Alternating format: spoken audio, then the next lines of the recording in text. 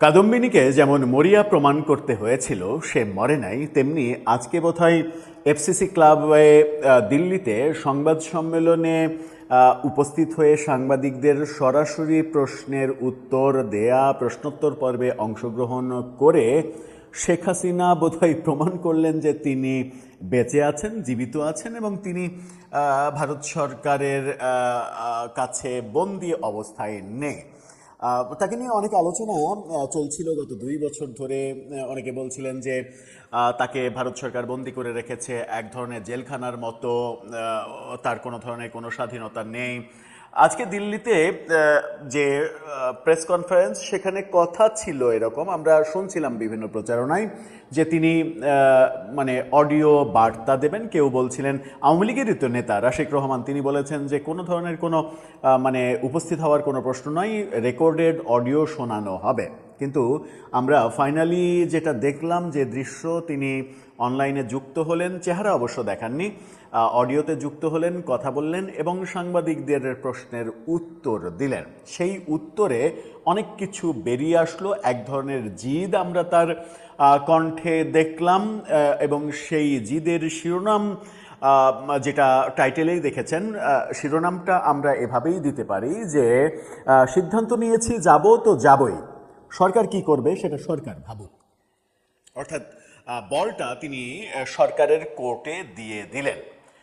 সজীব ওয়াজেদ জয় ছিলেন সেখানে, আওয়ামী লীগের সাবেক শিক্ষামন্ত্রী মহিবুল হাসান চৌধুরী ছিলেন, সাকিব আল হাসান প্রথম দিকে না থাকলেও খেলা ছিল তার নাকি শ্রীলঙ্কায়, পরবর্তীতে তিনি নিজে অনলাইনে যুক্ত হয়েছিলেন লাইভ।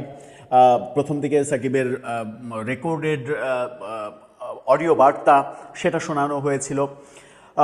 সজীব ওয়াজেদ জয় প্রশ্নোত্তরে কিছুটা হোঁচট খেলেও শেখ হাসিনা প্রশ্নোত্তরে খুব বেশি প্রশ্নের উত্তর দেননি তিনি, তাকে অনেক বেশি মানে স্বতঃস্ফূর্ত মনে হয়েছে। চলুন একটু বুঝে ওঠার চেষ্টা করি আদতে এই আয়োজনটার মুখ্য উদ্দেশ্য কী ছিল, এখান থেকে আমরা কি পেলাম, বাংলাদেশি মানুষ হিসেবে আমরা কি পেলাম, আওয়ামী লীগ দল হিসেবে কি পেল, আওয়ামী লীগের বিপক্ষ শক্তি এই মুহূর্তে সরকার এবং বিরোধী দল, তারা কি পেল, কি মেসেজ আসলো, সেই আলোচনা করে বোঝার চেষ্টা করব ব্যাপারটা একেবারে ভেতরে ঢুকে। বেশ কয়েকদিন থেকেই অনেক বেশি প্রচারণা ছিল শেখ হাসিনার দিল্লি ফরেন করেসপন্ডেন্ট ক্লাবে সংবাদ সম্মেলন নিয়ে। এ ব্যাপারে সরকারের উদ্বেগ আমরা দেখেছি এবং সরকার ভারতকে সেই উদ্বেগ জানিয়েছে। ভারত ব্যাপারটাই খুব একটা পাত্তা দিয়েছে বলে আমাদের কাছে মনে হয়নি। সরকার গণমাধ্যমকেও এক ধরনের মানে শাসানি সুরে কথা বলেছেন সরকারের প্রধানমন্ত্রীর উপদেষ্টা। পরবর্তীতে তথ্য মন্ত্রণালয় থেকে যে সংবাদ বিজ্ঞপ্তি প্রকাশ করা হয়েছে সেখানে কিছুটা সফট ল্যাঙ্গুয়েজ আমরা দেখেছি। কারণ এই যে গণমাধ্যমকে এটা করলে দেখে নেওয়া হবে, ব্যবস্থা নেওয়া হবে, এই বক্তব্য নিয়ে আন্তর্জাতিক গণমাধ্যমে যখন খবর হয়ে গেছে তখন সরকারের মধ্যে একটা সফট ল্যাঙ্গুয়েজ দেখেছি। আজকে দিল্লি ক্লাবে যেটা হলো সেটাতে আমরা লক্ষ্য করলাম যে রয়টার্স, এনডিটিভি সহ দুনিয়ার বহু বাঘা মিডিয়া এটা সেখান থেকে সরাসরি লাইভ করলো। এটা কিন্তু একটা বড় ব্যাপার। রয়টার্সের মতো সংবাদ সংস্থা যখন এটা লাইভ করে, এনডিটিভি লাইভ করে এবং বিশ্বের বিভিন্ন গণমাধ্যমে দেখা গেছে, এবং এফসিসি ক্লাবের যে লাইভ, তাদের নিজেদের লাইভ, সেই লাইভে প্রায় 1.5 মিলিয়ন মানুষ দেখেছে, এরকম ব্যাপারও আমরা দেখেছি। সাকিব আল হাসান আমার মনে হয় যে এবার সত্যি এমন পরিবেশ তৈরি করলেন যে তার আর দেশে ফেরা হবে না সহসা, যতদিন পর্যন্ত না তার অনুকূল রাজনৈতিক পরিবেশ ফিরে। কারণ এটাতে তিনি নিজে উপস্থিত তো ছিলেনই, তার নিজের ফেসবুক পেজ থেকেও শেয়ার দিয়েছেন এই ভিডিও, মানে ফেসবুক পেজ থেকে প্রচার করা হয়েছে এবং সেখানেও 2 লাখ মতো মানুষ লাইভ দেখেছে, এরকম দৃশ্য দেখেছে। মূলত এখানে সবার মনোযোগ ছিল শেখ হাসিনা কি বলেন। শেখ হাসিনা, সজীব ওয়াজেদ জয়, তাদের কথাতে মোদ্দা কথাই আমি প্রথম অংশগুলো একটু বলি যে কি বিষয়ের অবতারণা করলেন, কারণ ওগুলো নিয়ে এত বিশদ আলোচনা করতে গেলে এই ভিডিওর ডিউরেশন 2 ঘন্টাতেও ফুরাবে না। আমরা একটু ছোট্ট করে যদি বলি, তবে এখানে একটা ব্যাপার বলে রাখা উচিত বোধহয়। একটা ব্যাপার লক্ষ্য করেছি আমরা, জয় কিংবা শেখ হাসিনার বক্তব্যে, সেটা হচ্ছে যে তারা খুব একটা বর্তমান সরকার বিএনপি সরকারকে টার্গেট করেনি। তাদের সমস্ত টার্গেট ছিল ইউনূস সরকার, ডক্টর ইউনূসের মেটিকুলাস ডিজাইন, এনসিপি একেবারে বাই নেমে এনসিপির প্রসঙ্গ এসেছে। এই ব্যাপারগুলো আমরা দেখেছি। তার মানে বর্তমান সরকারের ওপরে খুব একটা যে তাদের নেগেটিভ ভাবনা সেটা প্রকাশিত হয়নি। মূলত এখানে যেটা মানে শেখ হাসিনার বক্তব্যের মাধ্যমে উঠে এসেছে সেটা হচ্ছে তিনি বলতে চেয়েছেন বাংলাদেশের সবখানে, সব পরিবেশে, সব জায়গায় ভয় কাজ করছে, ভয় বিরাজ করছে, একটা ভয়ের সংস্কৃতি তৈরি করা হয়েছে। এবং তিনি বলার চেষ্টা করেছেন এই বাংলাদেশ মুক্তিযুদ্ধের বাংলাদেশ না। এবং তিনি বলেছেন জুলাই শান্তিপূর্ণ ছাত্র আন্দোলন ছিল না, অন্য কিছু ছিল, এটা বলতে চেয়েছেন যে সংঘবদ্ধ শক্তির কাছে জিম্মি ছিল ছাত্ররা, অর্থাৎ কোনো তৃতীয় একটা শক্তি ছিল যাদের কাছে ছাত্ররা জিম্মি ছিল। তিনি বলছেন যে ডক্টর ইউনূস তো নিজেই মেটিকুলাস তত্ত্ব দিয়ে প্রমাণ করেছেন যে এই ডিজাইনটা আন্তর্জাতিক পর্যায় থেকে পরিচালিত হয়েছে। গণতন্ত্রের বাইরের শক্তিকে ক্ষমতায় আনার প্ল্যান ছিল এটা, এমন কথাও বলেছেন। অর্থাৎ বাংলাদেশের গণতন্ত্র যেন ধ্বংস হয়ে যায়, গণতন্ত্রের বাইরে গিয়ে অন্য কেউ যেন দীর্ঘমেয়াদী ক্ষমতা ভোগ করতে পারে, সেই উদ্দেশ্যেই এই আন্দোলনটা ছিল, এমনটা বলেছেন যে ওই সময় সবখানে হামলা, অর্থাৎ সরকারি সমস্ত জায়গায় হামলা, অস্ত্র লুট, পুলিশ মারা ব্যাপারগুলো বলেছেন, এবং ৩,০০০ মানুষকে আন্দোলনকারীরা মেরেছে এই অভিযোগ তিনি করছেন। মানে এবং তিনি বলছেন যে যখন মানে এরকম সহিংসতা হলো, সরকারি বিভিন্ন প্রতিষ্ঠানে যখন একের পর এক আগুন দেয়া, ভাঙচুর, এই ঘটনাগুলো ঘটলো, তখন পুলিশ কী করবে? পুলিশ কি বসে বসে দেখবে, নাকি পুলিশ তার কার্যকর পদক্ষেপ নেবে? পুলিশ যখন পদক্ষেপ নিতে গেছে তখনই কিছু ঘটনা ঘটেছে, এরকম বক্তব্য দিয়েছেন। এবং তিনি বলেছেন যে তারা মূলত ক্ষমতা চেয়েছে, এবং ক্ষমতা চাওয়ার ক্ষেত্রে অনেক ডকুমেন্টস তারা পুড়িয়ে দিয়েছে, ধ্বংস করে দিয়েছে। তিনি বলেছেন যে এনসিপির এক নেতা টেলিভিশন সাক্ষাৎকারে স্বীকারই করেছে যে এই কাজগুলো তারা যদি না করতো তাহলে বিজয় এত দ্রুত হতো না। তিনি দাবি করেছেন যে 1 মিলিয়ন মানুষের তালিকা করে নির্যাতন করা হয়েছে গত 2 বছরে, বিশেষ করে ডক্টর ইউনূসের সময় 1 মিলিয়ন মানে 10 লক্ষ, এটা কিন্তু অনেক বড় দাবি। মানে এবং তিনি বলছেন যে আওয়ামী লীগ সরকার যে উন্নতি করেছিল সেই উন্নতিটা ধ্বংস করা হয়েছে, এবং আক্রমণটা সরাসরি মুক্তিযুদ্ধের ওপরে করা হয়েছে। তিনি যাওয়ার প্রসঙ্গে, বাংলাদেশে ফেরার প্রসঙ্গে নতুন কোনো তথ্য দেননি, অর্থাৎ কবে ফিরবেন এই তারিখ বলেননি। তিনি বলছেন যাব, জনগণের জন্য যাব। ভারত প্রসঙ্গে বলেছেন এক সাংবাদিকের প্রশ্নের উত্তরে যে ভারত খুব ভালো বন্ধু, এবং আশা করি ভারত সেই ভালো বন্ধুর মতোই তারা পরবর্তী বিহেভ করবে এবং ভালো বন্ধুই থাকবে। এক সাংবাদিক প্রশ্ন করেছিলেন যে তৃতীয় কোনো দেশের সহযোগিতা নিচ্ছেন কিনা দেশে ফেরার ব্যাপারে। শেখ হাসিনা তখন ভারতের ব্যাপারটাকেই গুরুত্বপূর্ণ হিসেবে উপস্থাপন করেছেন, এবং তার বক্তব্যে মনে হয়েছে যে তার যে দেশে ফেরার ব্যাপার, সেই ব্যাপারটা মূলত আন্তর্জাতিক পর্যায়ে যেভাবে গ্রহণযোগ্য করা যায় সেটা ভারতই করছে। রিকনসিলিয়েশনের কথাও এসেছে জয় এবং শেখ হাসিনার বক্তব্যে, বিশেষ করে জয়ের বক্তব্যে রিকনসিলিয়েশনের ব্যাপার এসেছে, এবং সেখানে আমার কাছে মনে হয়েছে যে সজীব ওয়াজেদ জয় টেকনিক্যালি একটা বড় ভুল করেছেন। ভুলটা কি? যখন এই এক সাংবাদিক মানে প্রশ্ন করেছেন এই ব্যাপারে, একটা উত্তর দিতে গিয়ে মানে মূলত আওয়ামী লীগের সরি বলা, ক্ষমা চাওয়া, এই প্রসঙ্গে যখন প্রশ্ন করা হয়েছে, তখন আমার মনে হয়েছে সজীব ওয়াজেদ জয় একটা মস্ত বড় ভুল করে ফেললেন। এবং এই উত্তরেই মনে হয়েছে যে জয় আসলে রাজনীতিবিদ না, তিনি রাজনৈতিক কৌশলগুলো শিখে উঠতে পারেননি, এবং এটা যদি মানে কোট করা হয় তাহলে এটা আওয়ামী লীগের জন্য একটা খারাপ খবর হতে পারে। ব্যাপারটা কি? তাকে যখন প্রশ্ন করা হলো আওয়ামী লীগের সরি বলার ব্যাপারে, তখন বললেন যে এক পক্ষের নানা ধ্বংসযজ্ঞ, হত্যাযজ্ঞ, সেটা পুলিশ মেরেছে, আমাদের আওয়ামী লীগের নেতাকর্মীদের মেরেছে, সাংবাদিক মেরেছে, অনেককে মেরেছে, এবং সেগুলোর ইনডেমনিটি দেওয়া হয়েছে, সেই হত্যাযজ্ঞগুলোর ইনডেমনিটি দেওয়া হয়েছে। তো এক পক্ষের ব্যাপারে যখন ইনডেমনিটি দেওয়া হয়, তখন আপনি অন্য পক্ষের ব্যাপারে তো প্রশ্ন তুলতে পারেন না।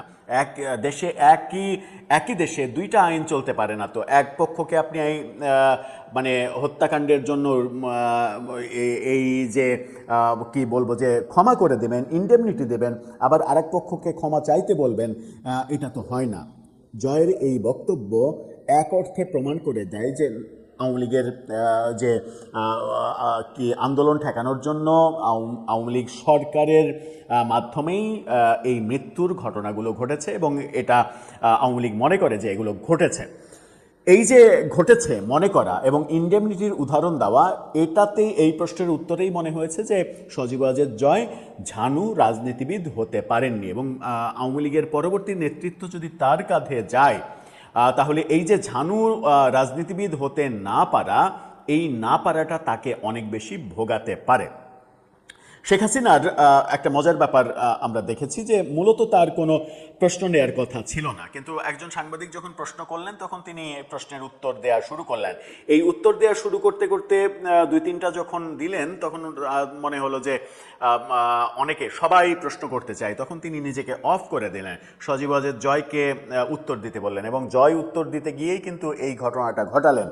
এরপরে ওখানে উপস্থিত বিদেশি সাংবাদিকদের মধ্যে আমরা দেখেছি যে একজন বাংলাদেশি সাংবাদিক ছিলেন, তিনি প্রবাসী, আমেরিকাতে বসবাস করেন, আমেরিকা থেকে একটা অনলাইন প্ল্যাটফর্ম চালান, তিনি উপস্থিত ছিলেন। আমরা দেখলাম তিনি যখন প্রশ্ন করছিলেন জয়কে, সেই প্রশ্ন জয়ের কাছ থেকে কেড়ে নিয়ে শেখ হাসিনা আবার অনলাইনে অ্যাক্টিভ হয়ে সেই প্রশ্নের উত্তর দিচ্ছিলেন এবং দেশে ফেরার প্রসঙ্গে। তারপরে আরও একাধিক জনের প্রশ্নের উত্তর দিয়েছেন, কিন্তু যখন সবাই প্রশ্ন করা শুরু করলো তখন তিনি বললেন যে মানে আমি ইমেল নাম্বার দিয়ে দিচ্ছি, আপনাদের যা যা প্রশ্ন আছে সেই ইমেলে প্রশ্নগুলো পাঠিয়ে দিলে আমি উত্তর দেব। এই প্রশ্নগুলো আসলে মানে প্রশ্ন এসেছে যে তিনি কোন দরবার শরীফ জিয়ারত করবেন কিনা দেশে ফেরার আগে, সেরকম প্রশ্ন উঠেছে। শেখ হাসিনা বলেছেন যে এগুলো তো সব ব্যক্তিগত বিশ্বাসের ব্যাপার, ব্যক্তিগত ব্যাপার, এগুলো নিয়ে কথা বলার কিছু নেই। প্রায় সব প্রশ্নেরই উত্তর এর আগে আমি বিভিন্ন গণমাধ্যমকে দিয়েছি, নতুন প্রশ্ন থাকলে অবশ্যই ইমেলের মাধ্যমে সেই প্রশ্নের উত্তর দেব। দেশে ফেরা প্রসঙ্গে তিনি ওই বাংলাদেশি সাংবাদিকের যে প্রশ্ন, সেই প্রশ্ন ডিসেম্বরেই ফিরছেন, এই রকম প্রশ্নের উত্তর সজীব ওয়াজেদ জয়ের কাছ থেকে তিনি কেড়ে নিয়ে বলেছেন যে না, আমি কিন্তু বলিনি, আমি বলেছি যে ফিরবো, অবশ্যই ফিরবো, এবং সেটা ডিসেম্বরের মধ্যে, আমি স্পেসিফিকলি বলিনি ডিসেম্বরেই ফিরবো, দিন তারিখ এটা যখন সময় হবে তখন আমি জানিয়ে দেব যে এই দিনে ফিরছি, এরকম বক্তব্য তিনি দিয়েছেন। এবং দেশে ফিরলে তার যে বিপদ হবে এবং সেই বিপদগুলো যে বিপদ ঘটতে পারে সেগুলো তিনি সবগুলো এর আগে গণমাধ্যমে বিশেষ করে এএফপি, রয়টার্সের সঙ্গে সাক্ষাৎকারে যে ব্যাপারগুলো বলেছেন সেইগুলোই এখানে বলেছেন, নতুন কোনো কথা নেই। মানে নতুন কথা, নতুন বাক্যের মধ্যে একটা গুরুত্বপূর্ণ বাক্য যেটা আমরা মানে শিরোনাম করেছি, সেটা হচ্ছে তিনি একেবারে, তিনি তো আমরা জানি যে অনেক বেশি জেদি, এই জেদের কারণেই তার অনেক ক্ষতি হয়েছে, সেগুলো আমরা জানি। জেদ মানুষকে কখনো কখনো বড় করে, কখনো কখনো ক্ষতির কারণ হয়। তিনি বলছেন যাবো তো যাবই, সিদ্ধান্ত যেহেতু নিয়েছি যাবো তো যাবই, দেখি কে কি করে, আর সরকার কি করবে এটা সরকারের ব্যাপার, সরকারের ভাবনা, ওটা আমার ভাবনা না। এই প্রসঙ্গে তিনি বলেছেন যে 81 সালে যখন ফিরেছি দেশে, তার আগে 6 বছর আমাকে দেশের বাইরে থাকতে হয়েছে, তারপরে ফিরেছি, 2 বছর পরে আমাকে মামলায় জেলে যেতে হয়েছে, বারবার সেই মানে আমার উপরে নানা ধরনের কর্মকাণ্ড হয়েছে। তিনি 21শে আগস্ট গ্রেনেড হামলার কথা বলেছেন, এরপরে 111 সরকারের সময় গ্রেপ্তার হওয়ার কথা বলেছেন, এবং তিনি বলেছেন যে মানে সবসময়ই আমাকে রুখে দেওয়ার চেষ্টা করা হয়েছে, বিশেষ করে 81 সালে এবং 2007-এর 111-এর সময়ে কিন্তু রুখে দেয়া যায়নি। পরবর্তীতে আমি ফিরেছি এবং আমাকে আটকানো যায়নি, আমি আবারও ফিরব, সেই ব্যাপারে সরকার কি করবে এটা সরকারের সিদ্ধান্ত। বক্তব্য মূলত এটাই। এখন প্রশ্ন করা যেতে পারে সেটা হচ্ছে যে এখান থেকে আওয়ামী লীগ কী পেল, এখান থেকে আওয়ামী লীগ কি মোটা দাগে কিছু পেল, দেশ কি পেল, এখান থেকে দেশ কি পজিটিভ কোনো কিছু পেল? সরকার কি পেল কিংবা বিরোধী পক্ষ তারা কি পেল, এই প্রশ্নগুলো আসবে প্রাসঙ্গিকভাবে। এখন আওয়ামী লীগ কী পেল এ ব্যাপারে একটা মজার মানে ছোটোবেলায় একটা বিজ্ঞাপন খুব জনপ্রিয় হতে দেখেছিলাম, আপনাদের অনেকের মানে মনে থাকতে পারে। সেটা হচ্ছে শাইন পুকুরের বিজ্ঞাপন। সেই বিজ্ঞাপনটা এরকম ছিল যে মানে সন্তান প্রশ্ন করছে, মানে মেয়ে তার ভাইকে প্রশ্ন করছে, ছোট দুজনেই ছোট, মানে বাবা কিছু একটা নিয়ে এসেছে সবার জন্য, মায়ের জন্য শুধুমাত্র একটা ফাইল নিয়ে এসেছে। ভাইকে জিজ্ঞাসা করেছে, দাদা মা কি পেলো রে?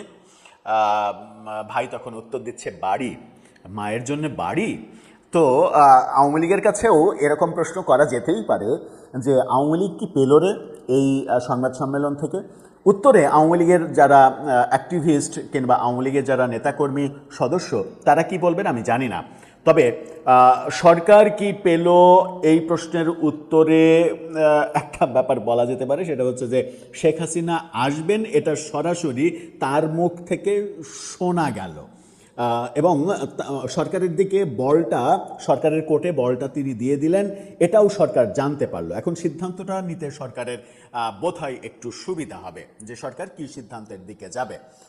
যখন শেখ হাসিনা নিজের মুখেই কথা বললেন, ফেরার কথাটা বললেন এবং তার কথাটা সবাই শুনে ফেললাম আমরা, তখন বিরোধী পক্ষ যারা বর্তমান সরকারের বিরোধী রাজনৈতিক দল এবং অবভিয়াসলি শেখ হাসিনারও বিরোধী পক্ষ, এবং যে পক্ষকে মূলত শেখ হাসিনা এবং সজীব ওয়াজেদ জয় তাদের বক্তব্যে আজকে সবথেকে বেশি দোষ দিয়েছেন, সেই পক্ষই বা কেমন প্রস্তুতি নেবে, কেমন ভাবনা হবে, সেটা একটা গুরুত্বপূর্ণ ব্যাপার। তবে অনেকেই বোধহয় আশা করেছিলেন যে আজকে শেখ হাসিনা স্পেসিফিকলি বলবেন যে কবে আসবেন, কিন্তু আমরা এর আগের একটা ভিডিওতে বলেছি যে সেই রকম স্পেসিফিক কথা জীবনেও আসবে না, কারণ এটা একটা রাজনৈতিক কৌশলের অংশ।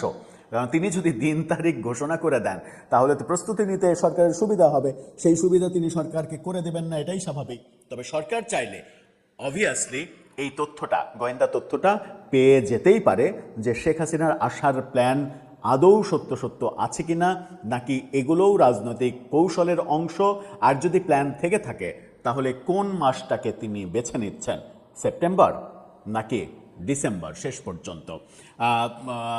সব মিলিয়ে ভাবনাটা সরকারের।